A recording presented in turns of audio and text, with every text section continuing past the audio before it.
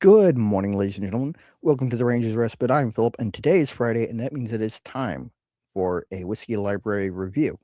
I'm talking about Hinterhaus, Discovery Batch 6. But really quick before we get into that, first of all, I've got to put that up on the screen because this bottle was provided by Nate at Hinterhaus ahead of having him on the Single Malt Frontier.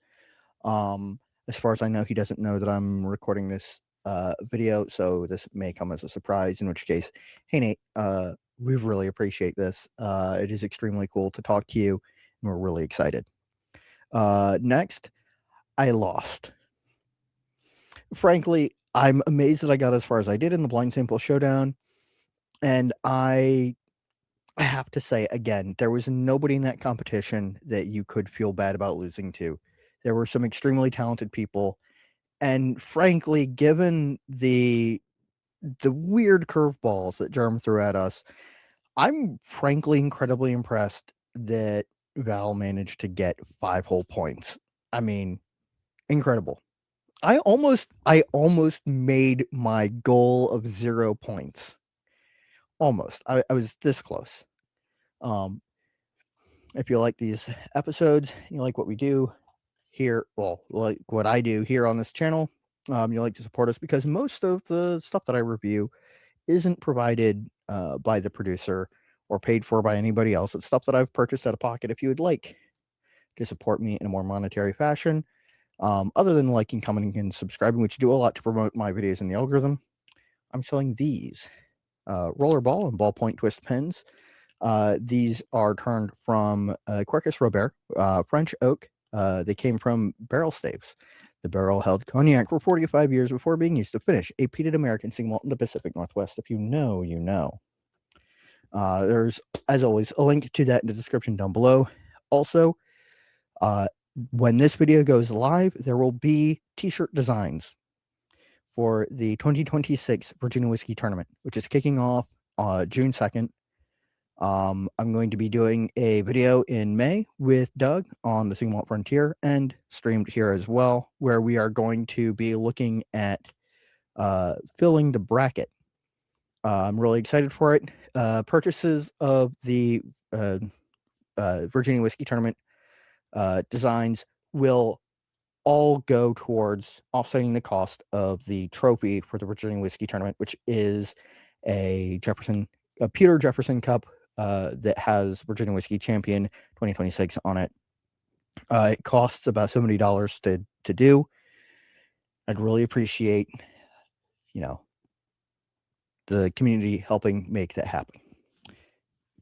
Anyway, let's talk about this. So, as I said, Nate at Hinterhaus sent us each a bottle of Discovery Edition 6, as well as a sample of Singularity, which I will get to, I promise. But gotta hold on. Sorry. I had to get rid of a notification that was covering up part of my screen. We're really excited to have them on.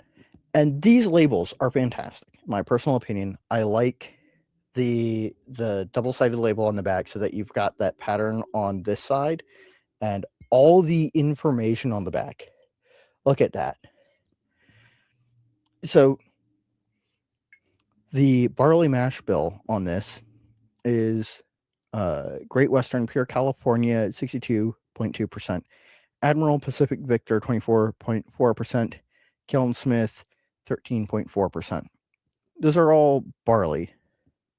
Cooperage is Calvin Cooperage, Louisville, Kentucky, and ISC barrels, Lebanon, Missouri.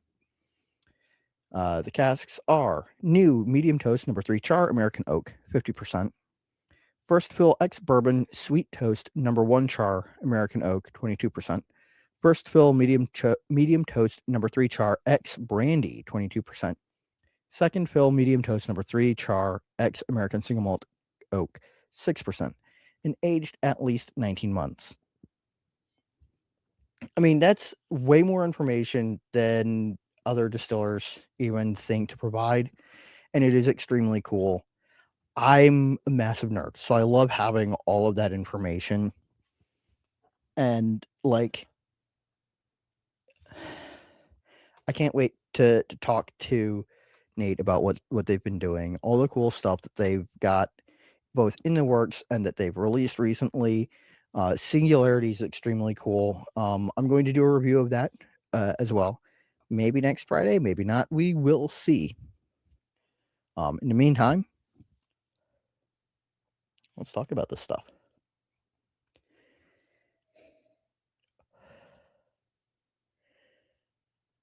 On the nose, there is this bright floral note. There is surprising for, being only 22% of the batch. The brandy notes really come through with this like sweet wine-ish, you know, uh, like bright grape and like wine yeast. It really comes through. There's a little bit of butterscotch.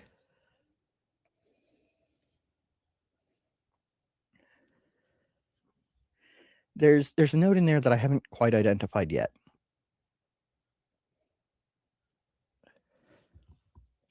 And almost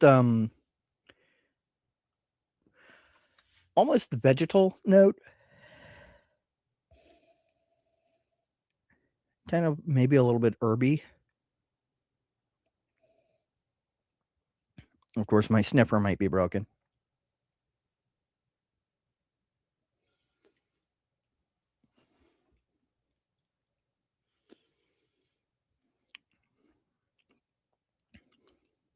Oh, interesting.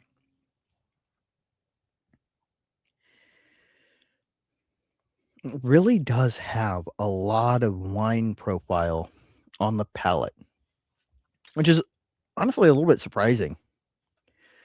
There's some nice butterscotch in there. There's some nice, like deep, rich, dark caramel. Like if you're making caramel and you don't burn it, but you like keep it on just a hair too long, so it's like extra dark and thick and not burnt, but it's got that like all those like dark, rich flavors.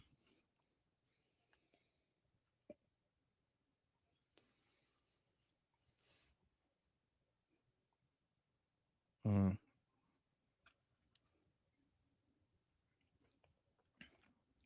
And it's got some nice oaky profile notes in there.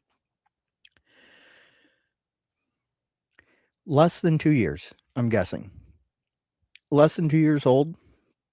Incredibly rich and balanced oakiness to it. I mean, honestly, I've been impressed with what Hinterhaus is doing. This is no exception. I will say that of the Hinterhouses that I've tried, this isn't my favorite. I think my favorite is still edition number 2.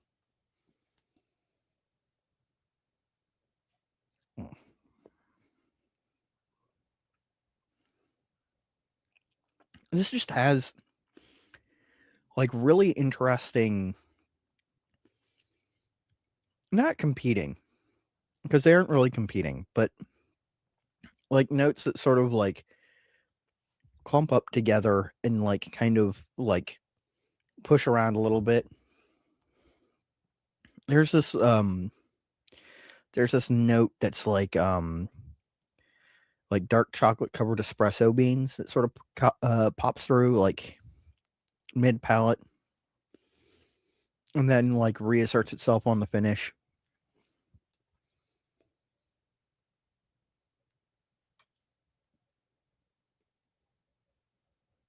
Mm. This is very scotchy. Like genuinely very like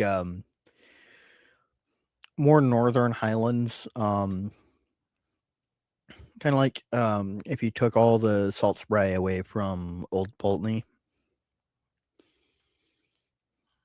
Mm. It's interesting. It is really interesting.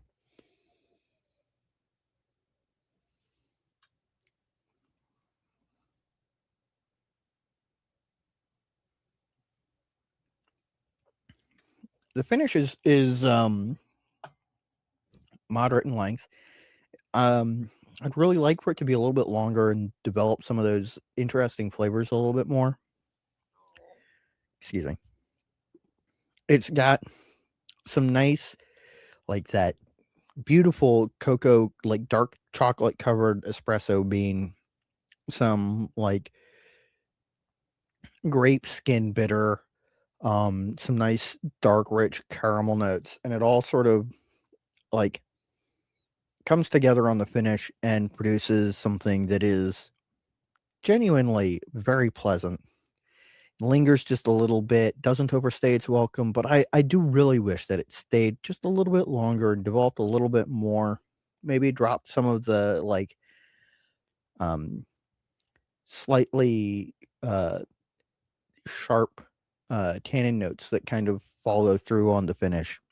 But genuinely, I really enjoy this. I think that this is a pretty good whiskey. Pretty good whiskey is a definite understatement. I actually really like this stuff. And like I said, Hinterhaus has been surprising me.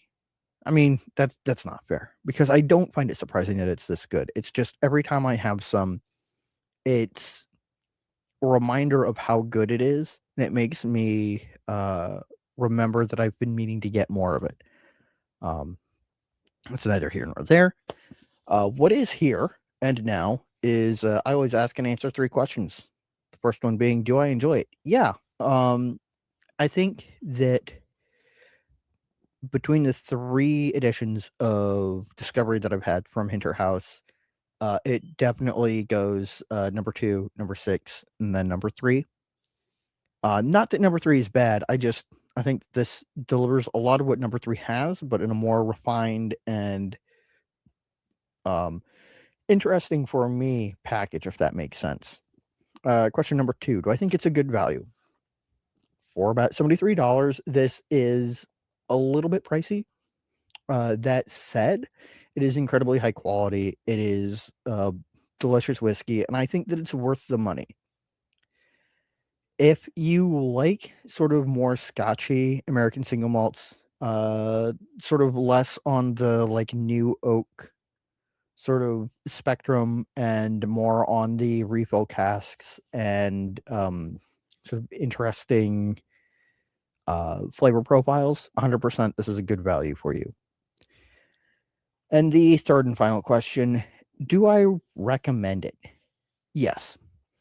Especially if you have an opportunity to go and visit the folks at Hinterhaus in Arnold, California. You absolutely should. They're cool people. They do cool stuff.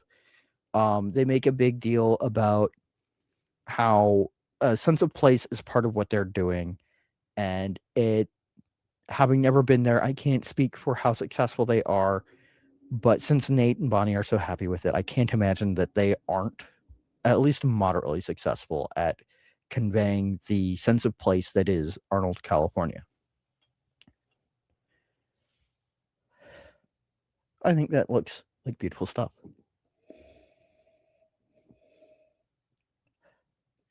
It is a little bit pale. It's a nice goldeny color, a little bit on the pale side, but color doesn't really matter when it comes to whiskey.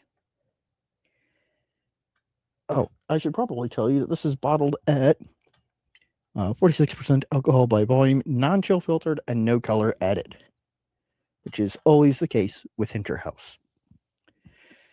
All that out of the way, ladies and gentlemen, tune in tomorrow for my Lost Lantern whiskey review. And Monday, I'm going to have a video up that is the final of my segment of the blind sample swap, series 1 with Off Topic. And I'm trying to get him on, and we'll see how that goes. So, ladies and gentlemen, thank you all for tuning in. Until next time, stay happy, stay geeks. Sláinte.